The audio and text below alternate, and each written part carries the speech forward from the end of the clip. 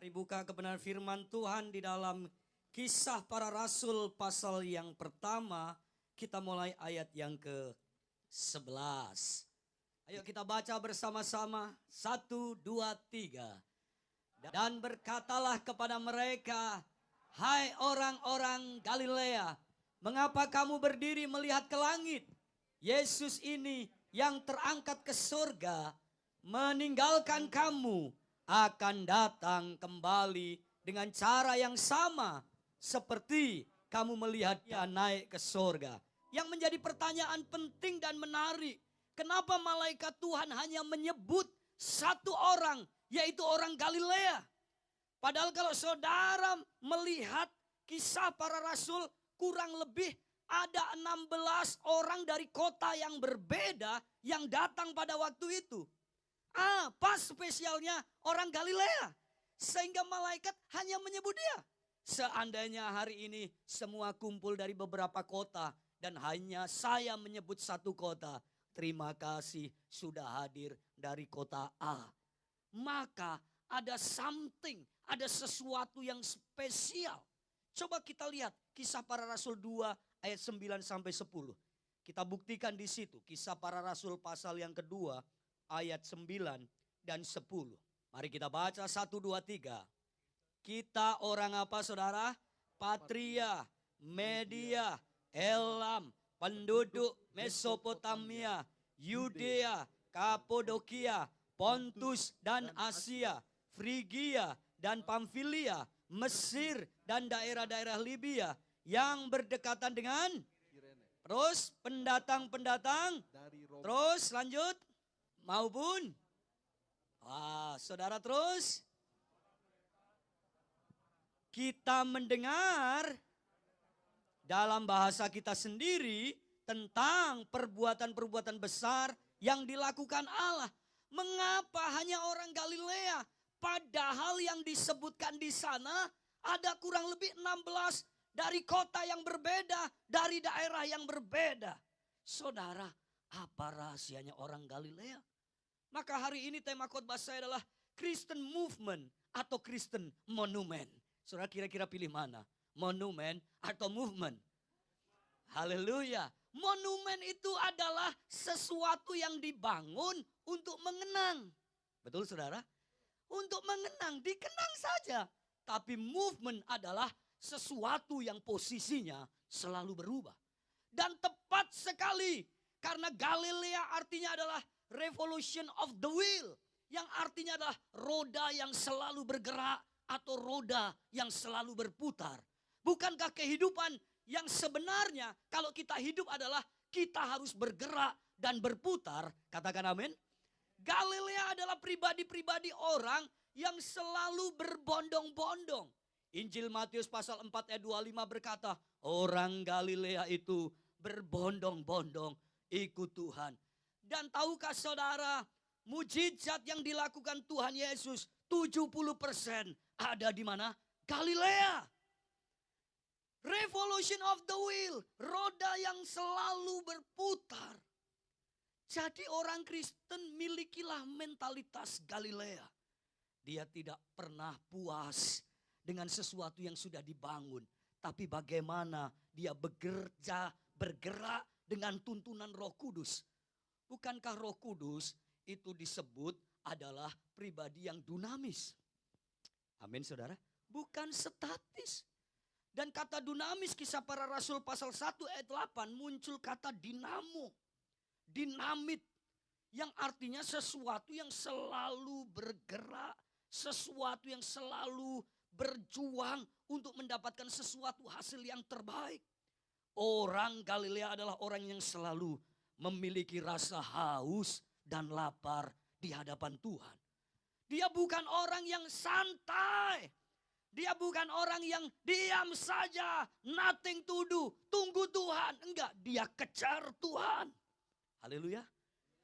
Mari kita belajar kejar Tuhan. Makanya dalam ibadah itu kata Alkitab, buru-buru ke rumah Tuhan. Bukan lenggang kangkung, orang Jawa bilang gini, ke gereja kok lemes saudara. Kalau saudara lihat para worship leader, singer sudah lompat-lompat. kita tepuk tangannya agak ragu-ragu. Ya, niat atau enggak gitu saudara ya. Saudara menyembah Tuhan itu enggak perlu disuruh. Amin. Orang Galilea enggak perlu disuruh. Karena apa? Dia revolution of the wheel. Dia selalu bergerak, selalu berputar. Hidupnya selalu pengen punya rasa yang namanya haus dan lapar. Bukankah kitab Amos berkata, hari-hari ini kita akan dilanda kelaparan dan kehausan. Bukan karena makanan, tapi lapar dan haus akan kebenaran firman Tuhan. Orang Kristen itu dengar khotbah 30 menit sudah ngeluh. Kok lama sekali ini khotbah. Coba toleh wajah kanan kirinya, bukan kamu yang dimaksud. Haleluya. Bapak Ibu, mari kita belajar. Yesus bahkan menampakkan diri selalu di Galilea. Dia selalu hadir di Galilea. Bahkan kata Alkitab, Yesus senang ada di Galilea. Karena apa? Orang-orangnya selalu punya rasa pengen ketemu dengan dia. Saudara, milikilah rasa seperti orang Galilea. Kita ini harus move, bukan monumen. Monumen itu cuma dikenang, Anda datang cuma lihat-lihat. Setiap kali datang ke sebuah kota, maka ada monumen. Di Yogyakarta ada monumen Tugu, ada monumen Jogja kembali. Betul sudah? Di Jakarta ada Monas. Sesuatu yang gak bergerak. Sesuatu yang hanya buat tontonan. Kekristenan kita harus bergerak, bukan jadi tontonan. Kekristenan kita adalah masuk level bagaimana kita move, kita bergerak. Bahkan Yesus selalu bergerak dari satu area kepada area yang lain. Dari desa ke kota, dari satu tempat ke tempat yang lain. Yesus selalu berkeliling. Katakan berkeliling. Yesus lagunya enggak, ku ingin tetap di sini. Yesus gak nyanyi itu, amin. Yesus nyanyi, ku mau di sana. Ya, Yesus selalu melihat. Banyak orang yang membutuhkan uluran tangannya. Kristen monumen dan Kristen movement adalah monumen kekristenan yang selalu cerita masa lalu. Kristen movement adalah Kristen yang membuat sejarah hari ini dan masa depan. Kekristenanmu mana? Cerita masa lalu? Dulu aku. Di dalam kerajaan sorga, dulu enggak laku. Paulus pun mengajarkan aku melupakan yang di belakangku. Kita ini selalu suka yang namanya nostalgia. Kekristenan tidak mengenal nostalgia. Karena kekristenan itu move. Katakan amin. Bergerak dan bergerak. Ketemu orang yang selalu ceritanya masa lalu. Itu menyebalkan. Karena orang yang selalu cerita masa lalu, yakinlah hari ini dia tidak produktif sama sekali. Amin. Ya, orang yang ceritanya masa lalu hari ini tidak produktif. Bukan sekedar kenangan, tapi kekristenan kita harus berdampak. Amin Bapak Ibu. Albert Einstein pernah berkata, definisi orang gila adalah melakukan hal yang sama melulu, tapi mengharapkan hasil yang berbeda. Orang Kristen model ini adalah orang Kristen yang gila. Gak pernah penginjilan minta gerejanya dipenuhi. Gak pernah berdoa minta berkatnya tambah. Orang toleh kanan kirinya, bukan kamu yang dimaksud. Makanya kalau saudara sudah di gereja ini, jangan cerita sejarah deh. Enak gereja kumbien ya. Lah ngapain saudara kesini? Enak gembalaku sing biyen ya. Lah ngapain saudara kesini? Betul? Enak praise and worship yang biyen ya. Lah kenapa saudara pindah? Kristen nostalgia. Sukanya lagu-lagu kuno. Saudara, kekristenan kita bergerak. Amin. Cerita sejarah. Yang satu buat sejarah. Beda. Ayo jadi Kristen yang buat sejarah, bukan cerita sejarah. Mari kita belajar saudara, bahwa kekristenan kita ini bukan puas di satu tempat. Kita bukan orang yang hanya mendengar tapi nggak melakukan. Orang yang cuman mendengar tapi nggak melakukan, itu nanti jadinya monumen saudara. Jangan dirikan monumen. Ayo kita move dari satu ke satu yang lain. Makanya Tuhan selalu mengajarkan dari iman kepada apa? Iman. Selalu gerak Tuhan itu. Dari satu pengharapan kepada pengharapan. Buka 2 Petrus pasal 1 ayat 5 sampai 8. Yuk kita baca sama-sama 1, 2, 3. Justru karena itu kamu harus dengan apa saudara? Katakan apa? Sungguh-sungguh. Sungguh-sungguh itu artinya serius. Gak main-main. Kamu harus menambahkan apa? Imanmu kepada apa itu kebajikan? Kebajikan itu kebaikan yang ikhlas. Kebaikan yang tidak nuntut. Kebaikan yang apa? Yang selalu dibuat dan gak perlu pamrih. Dari iman kepada kebaikan yang ikhlas. Dan kepada kebajikan kepada apa? Orang baik kudu punya pengetahuan. Karena apa? Kalau orang baik tanpa pengetahuan banyak ditipu orang. Betul saudara?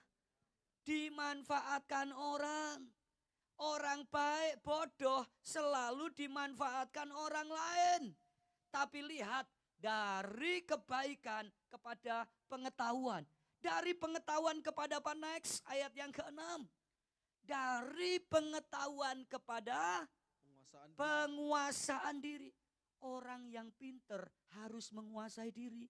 Karena kalau dia pinter gak menguasai diri, sombong. Betul? Sombong.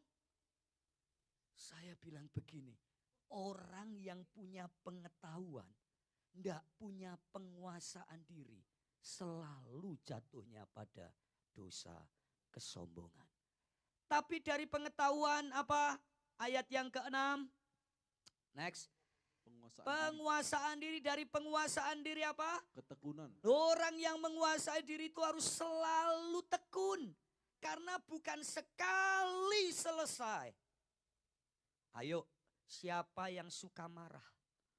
Apakah menguasai diri hari ini, besok saudara langsung tokcer, gak bisa marah lagi? Karena itu butuh apa? Tekun. Dari ketekunan kepada apa? Kesalehan. Kesalehan itu bukan hanya bicara ibadah, tapi ibadah yang gak pura-pura. Serius saudara. Jadi orang yang bertekun dari kesalehan. Orang yang saleh dibuktikan ayat yang ke-7. Dari kesalehan kepada kasih.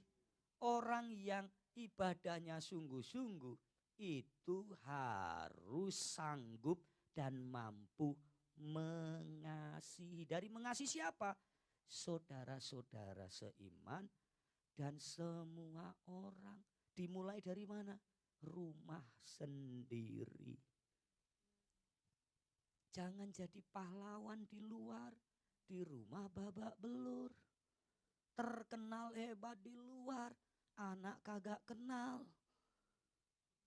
Ya, hebat di luar, istri kalau dia pulang ini Lucifer datang. Tapi di luar kayak malaikat, di rumah malaikat kesandung. Anakmu harus merasakan bukti kesalehanmu. Lewat apa? Kasih. Saudara lihat baik-baik. Jangan cuma jadi pahlawan di luar. Mulai dari Yerusalem Anda dulu. Amin. Selalu Yerusalem yang dimulai. Tuhan gak fokus yang lain. Yerusalemmu.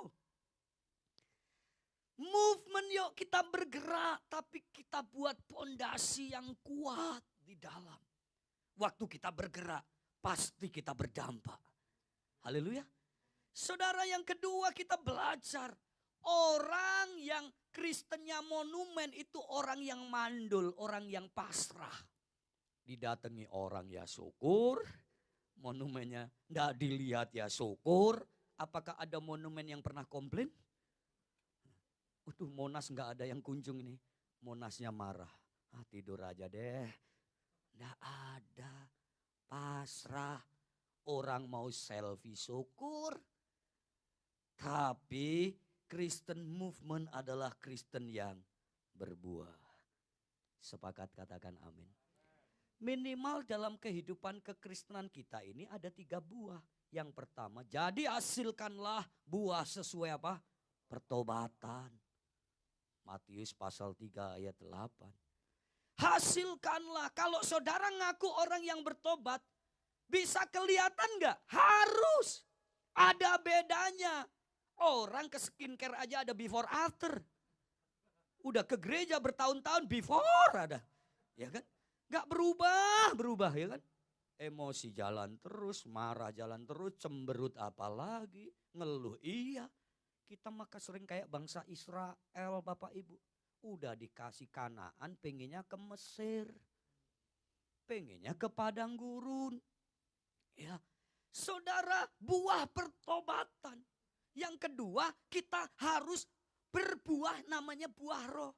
Galatia 5 ayat 22 sampai 23. Kata buah roh dalam bahasa Yunani dipakai kata karpos. Karpos itu tunggal. 1 buah 9 rasa. Rasanya itu enak. Makanya orang Kristen yang berbuah, pohon mangga di dekat rumah saudara yang berbuah, maka percayalah di bawahnya pasti banyak kerikil. Betul enggak? Ada buah mangga yang lebat, di bawahnya kerikil, batu-batu kecil. Kenapa? Disawati uang. Orang pengen menikmati buahnya. Benar saudara? Ya. Kalau kekristenanmu berbuah, percayalah banyak kerikil juga. Haleluya.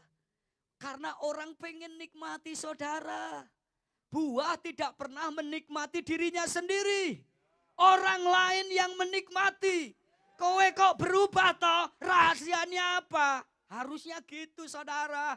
Orang lain tuh pengen deket saudara. Jadilah peacemaker. Orang kalau berbuah itu jadinya peacemaker, bukan troublemaker. Orang peacemaker itu kalau nggak datang ditunggu-tunggu kehadirannya. Taci kayak kok ora teko ya? Kok nggak datang ya? Lama lo nggak ketemu. Tiba-tiba datang.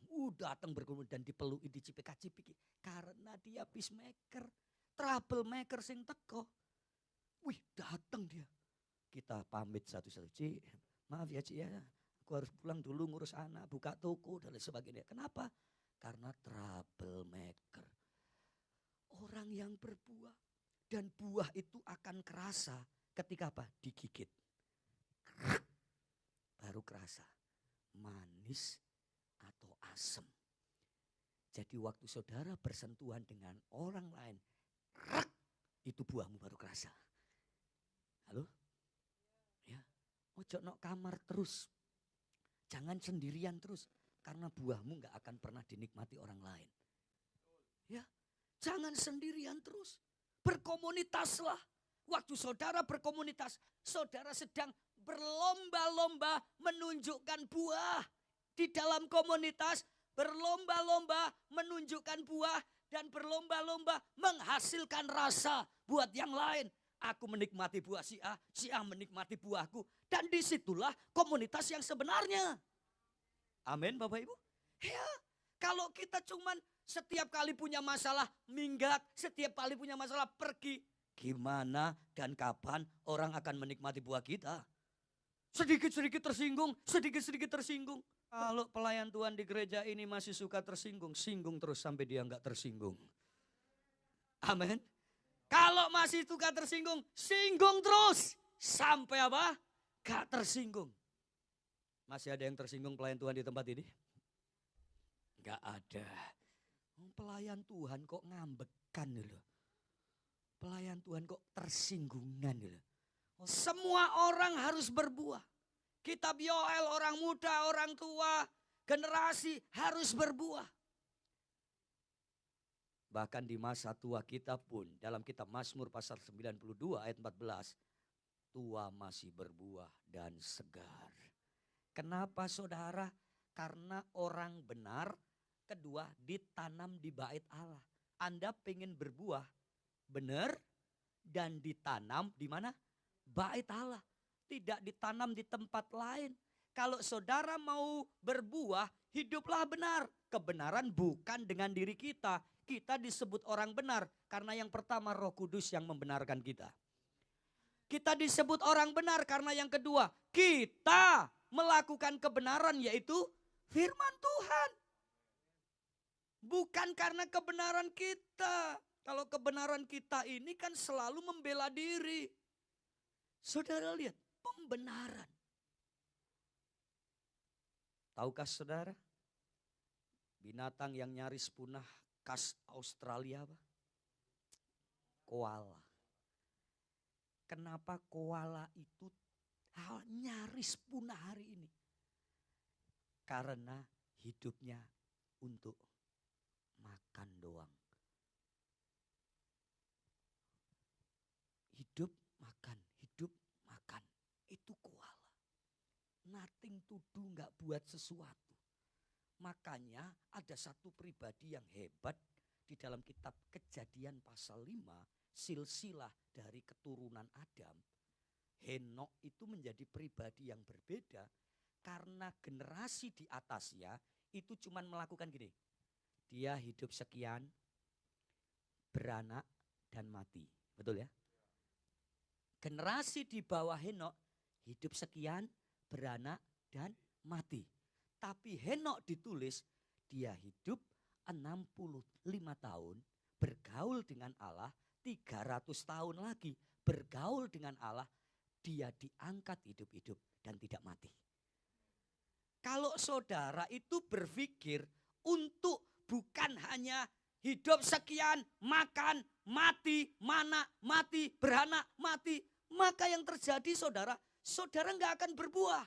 Henok berbuah, menghasilkan generasi yang namanya Metusalah. Orang tertua di Alkitab, 969 tahun. Dia mikir generasi di bawahnya. Orang yang berbuah tidak berpikir seperti Hizkia. Asal ada damai pada waktu aku memimpin. Orang yang berbuah adalah berpikir, bagaimana aku menyelamatkan generasi di bawahku. Ketika aku nggak ada, tetap bisa berjalan dengan luar biasa.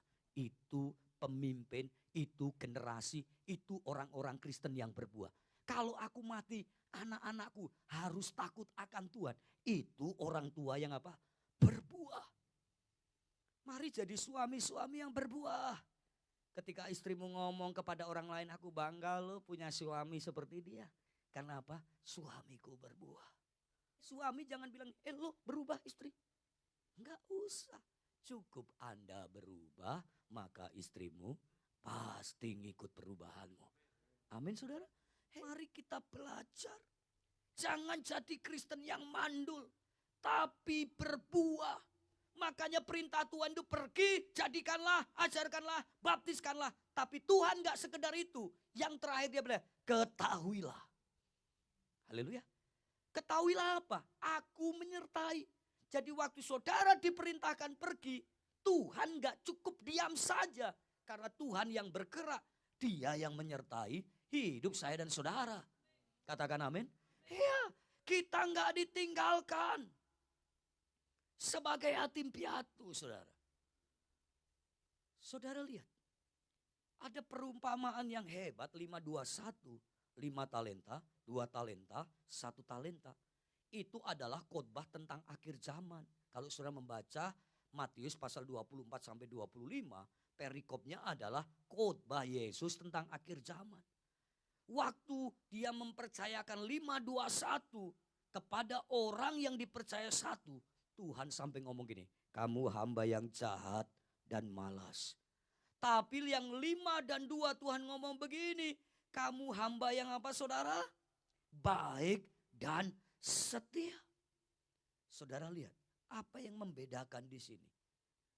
Orang yang punya 1 talenta ini, bukan hanya menyembunyikan di bawah. Karena memang budaya Israel pada waktu itu, orang menyimpan duit itu di bawah tanah. Orang yang berbuah tidak berpikir sama. Tapi masalahnya orang yang 1 talenta ini komplain. Menyalahkan tuannya.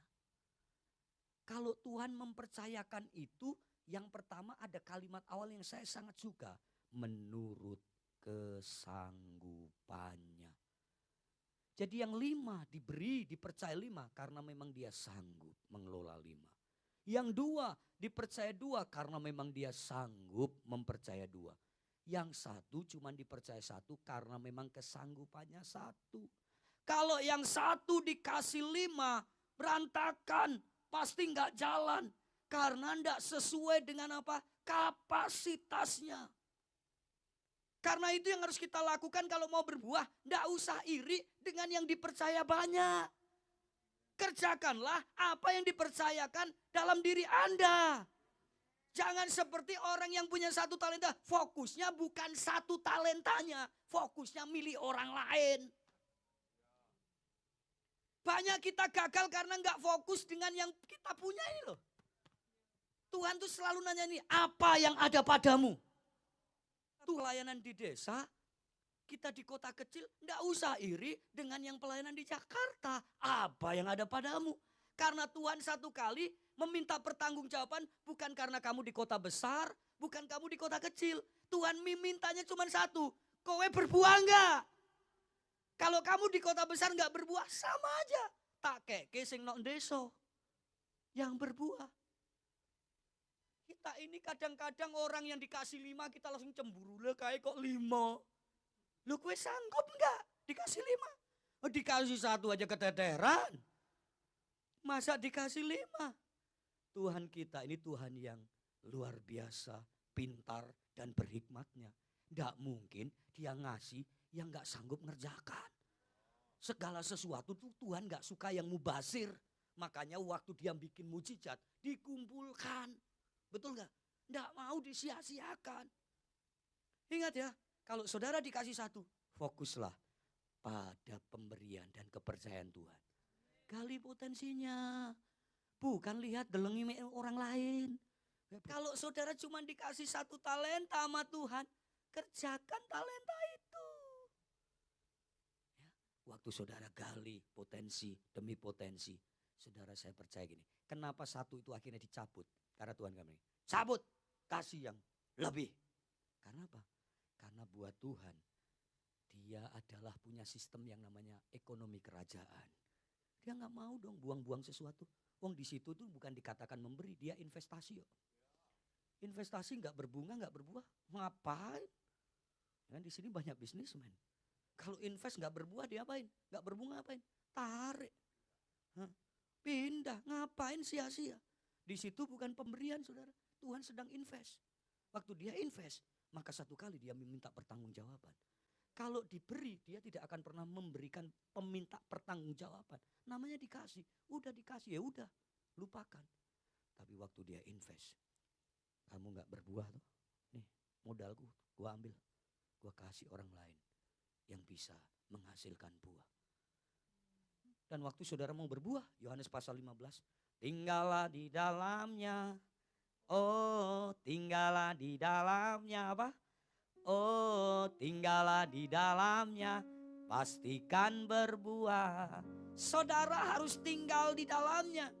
Tinggal di dalamnya dalam teks Yunani-nya ngomongin terus menerus tinggal. Tidak cuman sekali apa? Terus menerus tinggal. Jangan hanya menjadi golongan yang terpilih. Tapi juga jadi golongan sampai titik yang namanya dikatakan kitab Wahyu, kita menjadi golongan yang setia. Katakan setia.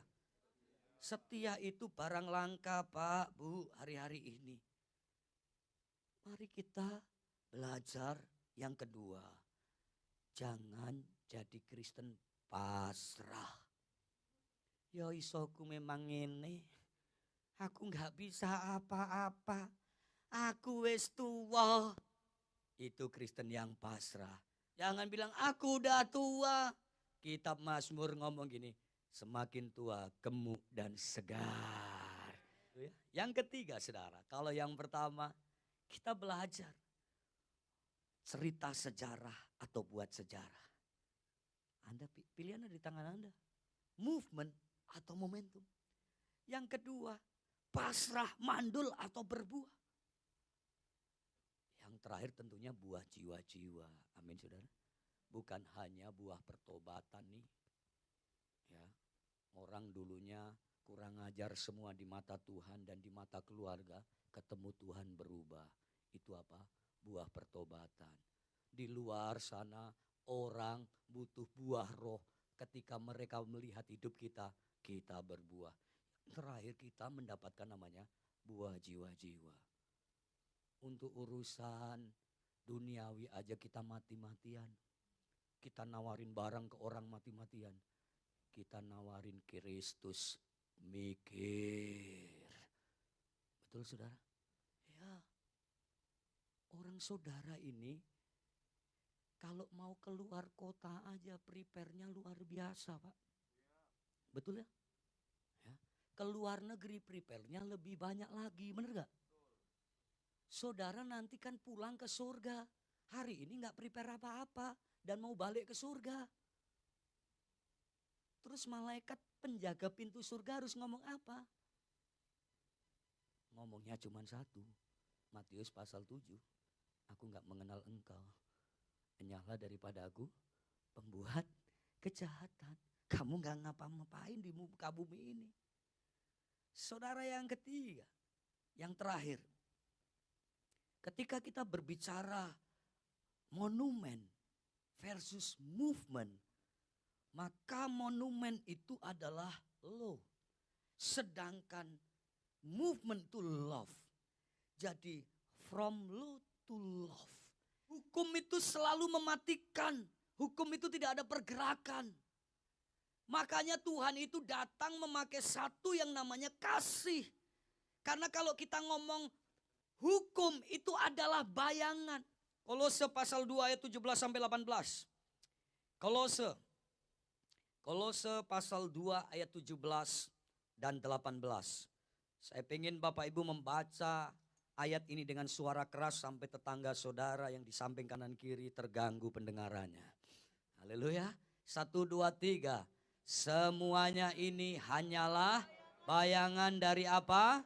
Yang harus ada. Sedang wujudnya ialah, lanjut 18. Jangan kamu biarkan kemenanganmu oleh orang yang pura-pura merendahkan diri dan beribadah kepada, serta berkajang pada dan tanpa alasan membesar-besarkan diri oleh pikiran yang duniawi. Coba ayat yang ke-16, mulai ayat 16. Karena itu janganlah kamu biarkan orang menghukum kamu mengenai apa? Makanan dan minuman, mengenai hari raya, bulan baru, atau hari Sabat, saudara. Bukan. Jangan orang hukum kamu, saudara, hanya dengan ini. Dengan hukum. Karena hukum itu bayangan. Kata ayat 17, sedang wujud aslinya adalah siapa? Kristus. Kenapa banyak kita melayani Tuhan jadi frustasi? Karena yang kita kejar bayangan. Yang kita kejar hari raya, bulan baru, hari Sabat, aturan ini, aturan itu. Kita capek, saudara. Yang kita kejar bayangan. Wujud aslinya siapa? Kristus. Temukan Kristus dalam setiap kehidupanmu, setiap ibadahmu. Maka saudara tidak akan pernah lelah di dalam mengikut Tuhan. Bayangkan kalau saudara saya selalu ulang-ulang. Orang kalau ketemu bayangan gak pernah lihat wujud aslinya apa saudara. Setan. Cuman lihat bayangannya tapi gak ada wujud aslinya. Dan hari ini Paulus ngomong begini. Banyak orang terjebak melihat dan ngejar bayangan. Bukan ngejar Kristusnya. Orang kalau mengejar wujud aslinya Kristus. Bayangannya ketangkap saudara. Haleluya. Tapi kalau orang kejar bayangannya. Wujud aslinya pindah. Dia tidak akan pernah menangkap bayangan itu. Pelayananmu bayangan. Kamu mirip Kristus wujud aslinya. Amin saudara. Persembahanmu bayangan. Kamu mirip Kristus itu wujud aslinya. Amin saudara. Khotbah saya bayangan. Saya mirip Kristus itu wujud aslinya. Main musikmu bayangan. Pemain musik yang mirip Kristus itu wujud aslinya. Haleluya. Amin saudara. Dunia gak butuh bayangan. Orang yang hanya lihat bayangan gak pernah lihat wujud asli. Orang itu lari kabur. Kenapa orang dekat kita kabur? Karena kehidupan kekristenan kita cuman apa? Bayangan. Medeni Pak. Menakutkan. Jadi Kristen bayangan itu. Jadilah ibu-ibu yang punya wujud asli Kristus. Waktu difitnah kita berkata, aku pikul salib. Di dalam salib itu ada pertukaran. Kelemahan dia tak pikul. Waktu Yesus disalib ada pertukaran. Yang harusnya Anda disalib dan saya disalib. Kristus ambil itu. Namanya kita harus ikut Yesus sangkal diri pikul salib. Artinya dalam tim ini ada yang lemah. Pikulah kelemahannya. Ojo diceritakno. Apa meneh wong jopo, wong jeruwe ra oleh. Nyeritain di dalam aja nggak boleh, apalagi nyeritain ke keluar. Kalau ada satu timmu yang lemah, pikulah kelemahannya. Karena dia saudaramu. Saudara yang baik adalah kalau saudaranya berbuat kesalahan, dia nggak akan pernah ceritakan itu kepada orang lain. Amin saudara. Pikulah kelemahannya. Walaupun gak enak. Hukum mematikan. Ayat yang terakhir Matius pasal 23 ayat 13. Ini loh. Orang kalau ngejarnya cuman hukum gak kasih ini kayak gini. Ya. Matius pasal 23 ayat 13. Nih, orang kalau ngejarnya cuman hukum, gak ngejar kasih. Kalau yang dikejar bayangan, enggak yang dikejar Kristus modelnya kayak gini. Yuk 1, 2, 3. Celakalah kamu, hai ahli-ahli Taurat dan orang-orang Farisi, hai kamu orang-orang munafik, karena kamu menutup pintu-pintu kerajaan surga di depan orang, sebab kamu sendiri tidak masuk dan kamu merintangi mereka yang berusaha untuk. Ini orang yang Kristennya bayangan, monumen saudara. Dia nggak mau masuk. Orang lain mau masuk nggak oleh. Dia nggak mau melayani, orang lain mau melayani dihalang-halangi. Dia nggak mau maju, orang di bawahnya mau maju ditendang. Ngomong di sini nggak ada. Amin. Ini loh, mereka tahu firman, mereka tahu hukum, tapi karena fokusnya pada hukum saja, pada bayangan saja. Yang terjadi adalah hidupnya selalu jadi batu sandungan. Orang kalau cuman yang dikejar bayangan, jadi batu sandungan dalam pelayanan, dalam keluarga.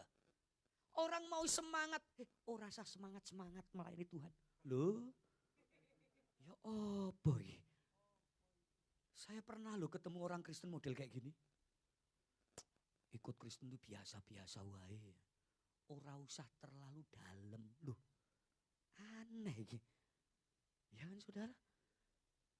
Ikut Tuhan tuh biasa, jadi jemaat biasa, gak usah pelayanan. Pokoknya 5D, datang duduk diam denger, duit dada. Yang sudah melayani, kalau ada orang baru yang punya potensi pengen melayani, lapangkanlah tempat kemahmu. Amin saudara. Jangan kayak gini, menutup pintu kerajaan di depan orang. Kurang gelem masuk, tapi waktu orang mau masuk, stop. Ojo ngelangkai aku. Padahal dia juga gak ngapa-ngapain. Jenis seperti ini memang perlu dibaptis di lumpur lapindo 3 jam.